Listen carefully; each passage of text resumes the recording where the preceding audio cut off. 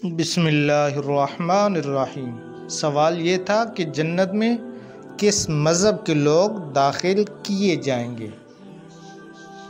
सवाल भी बड़ा अहम था।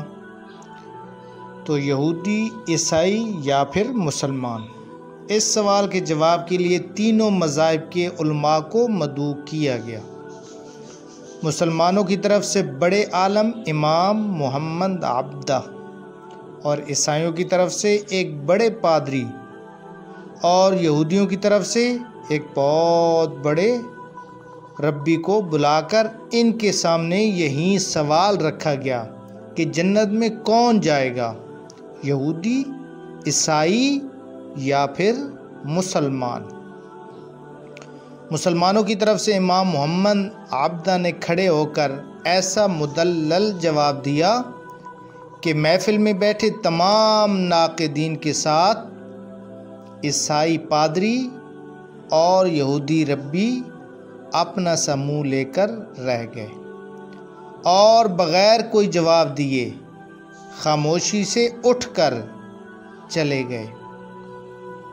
आपका जवाब मुख्तसर, जामे, माकूलियत से भरपूर, अदब एहतराम के साथ रवादारी की उम्दा मिसाल और हिकमतो दनाई का मुरक्का था। इनके जवाब ने सारे मुसलमानों के होठों पर मुस्कराहट बखेर दी और ये बाब हमेशा हमेशा के लिए बंद हो गया।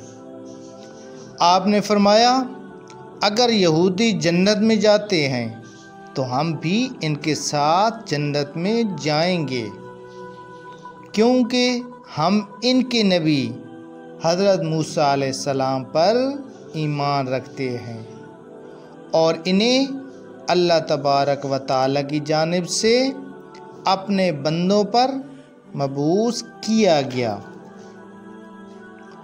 और अगर ईसाई जन्नत में गए तो हम भी इनके साथ ही जन्नत में जाएंगे, क्योंकि हम भी हज़रत ईसा अलैहिस्सलाम पर ईमान रखते हैं। अल्लाह ताला ने उन्हें अपनी मखलूक की रहबरी और हिदायत के लिए नबी मबूस किया।